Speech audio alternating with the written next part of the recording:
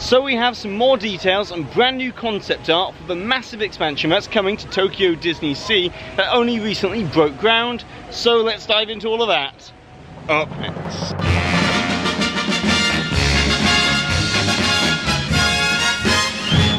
Hi there Waltoneers, I'm Jack and this is DSNY Newscast from Disney's Animal Kingdom for today. As today's video is only going to be fairly short on something that's non-Star Wars news related. As over next week, as you can probably imagine, it's all going to be about Star Wars Galaxy's Edge. But in the meantime, there's still news coming out about other Disney parks around the world. But let's start back in November of 2017, as we reported then that the Oriental Land Company were looking to make a huge investment of $2.2 billion in Tokyo DisneySea. As in the year prior, they'd already announced the new Fantasyland section coming to Tokyo Disneyland, with the headline attraction being the Beauty and the Beast trackless dark ride that set the Disney internet sphere ablaze back in December last year, when this B-roll of the incredible animatronics and the stunning set design that will be featured within the attraction was released. But it was in last June of 2018 that Tokyo Disney Resort announced this massive expansion to Tokyo DisneySea, with it set to receive an 8th port that would transport guests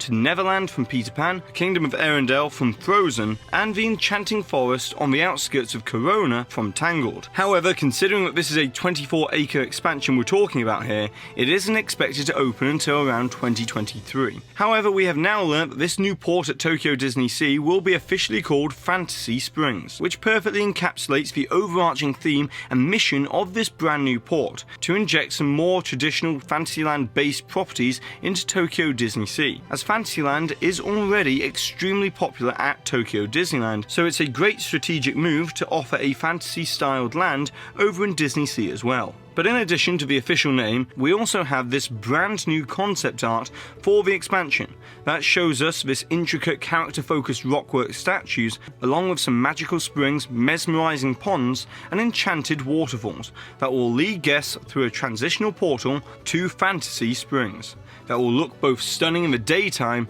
and absolutely incredible at nighttime. And the reason why I'm filming this video here today in Animal Kingdom is actually because of the striking similarity that this concept art has over in Tokyo DisneySea to that of Pandora, the world of Avatar. As we reported back in 2017 that the Oriental Land Company executives had visited Pandora shortly after it opened in May of 2017, and were extremely impressed by the level of immersion and attention to detail offered within the land. And so it's kind of obvious that after seeing this concept art for Fantasy Springs, that despite Tokyo opting for a different IP altogether, they still wanted a very similar aesthetic to that of Pandora, the world of Avatar, by drawing inspiration from the kinetic energy that is created by the bioluminescent light meeting the beautifully flowing waterfalls all around the land. And this is often something that Tokyo Disney do tend to do, as they'll wait to see what was popular and worked in other Disney parks before deciding to bring it to their landlocked resort. However, despite the entrance to this port being reminiscent of that of Pandora with the statues and the waterfalls, once beyond this main hub,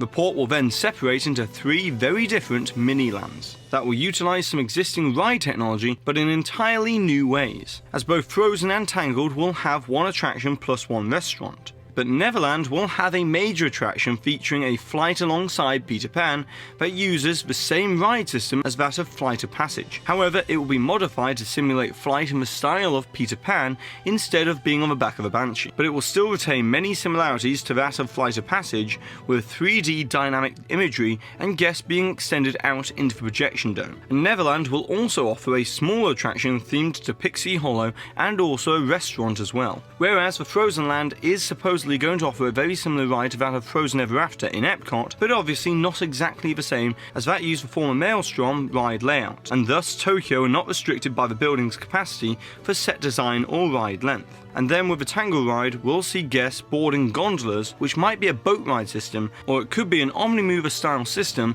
like Under the Sea with the Little Mermaid. As in both of these attractions, guests will relive iconic moments from the stories of Tangled and Frozen throughout the attraction. But one thing is definitely clear clear from all of this expansion news, and that is that the strategy of cloning the ride system but applying new story-driven IP certainly seems to create enough of a difference in the mind of the guests to warrant a trip out to Tokyo Disney Resort, despite the attractions themselves being fairly similar to what is currently offered. And so personally, I would like to see the US Disney parks apply the same idea to help create some differentiation, as fundamentally, cloning ride systems is central to the DNA of the Disney parks. But Tokyo's approach to this cloning does seem to be more effective in many ways. But before we get into any more news for today, I just want to say a quick thanks to Mickey Travels for sponsoring today's episode. As Mickey Travels are only one of a select few travel agencies in the entire world that have Disney's Platinum earmark status. So if you're looking to book a Disney vacation, Mickey Travels will handle all aspects of your trip and do it all for free, as they never charge for their services. So to get your free quote today, visit MickeyTravels.com in the description box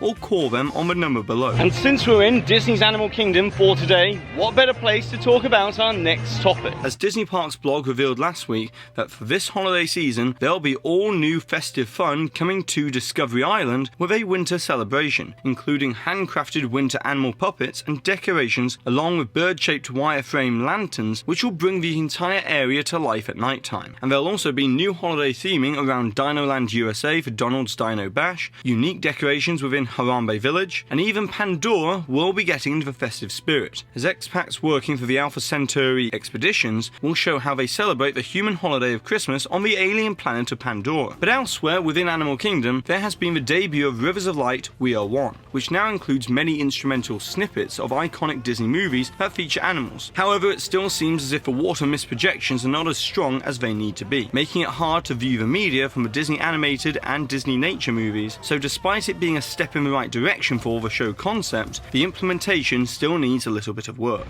And lastly for today, we have got to talk about Disney's Aladdin, which flew its way into theatres this past Friday, and it's off to a very good start, as it's accumulated $233 million worldwide at the box office for this Memorial Day weekend, which is much better than analysts had predicted due to the previous slightly underwhelming performances of Dumbo, Mary Poppins and Christopher Robin. However, after seeing it for myself this weekend, I've got to say that the trailers really do not do it justice, as this was an absolute great example of when these live-action remakes of Disney classics can add so much more than what was included in the original, and yet stay true enough to deliver on the iconic moments that we all want to see reconceptualized for a new generation. And so despite the somewhat lackluster marketing for this movie, it seems that word of mouth is carrying the movie's success, as Mena Massoud and Naomi Scott as Aladdin and Jasmine had real chemistry. However, I did feel that the song Speechless didn't really fit with the rest of the score of the movie, but Will Smith was a brilliant choice for the genie,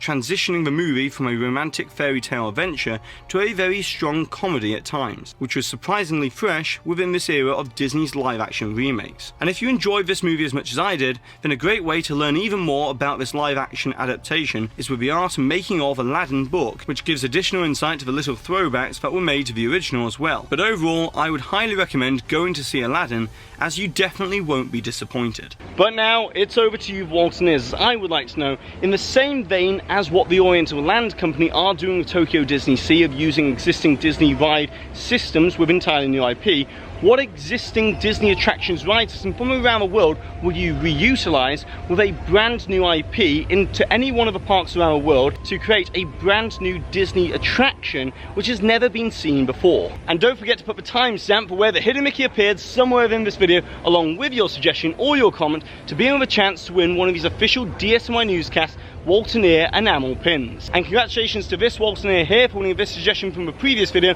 where we were doing the Guide to Star Wars Galaxy's Edge that's opening this Friday in Disneyland on May 31st. And so that's it for today. So go ahead and subscribe down below if you're new to this channel. Hit that notification icon so that you always receive an update whenever we release a brand new DSNY Newscast on a Tuesday and a Thursday. And also, if you've enjoyed today's video from here in Disney's Animal Kingdom, give this video a massive thumbs up, as it really does help this channel out. And I've been Jack, you've been you, and I'll see you real soon.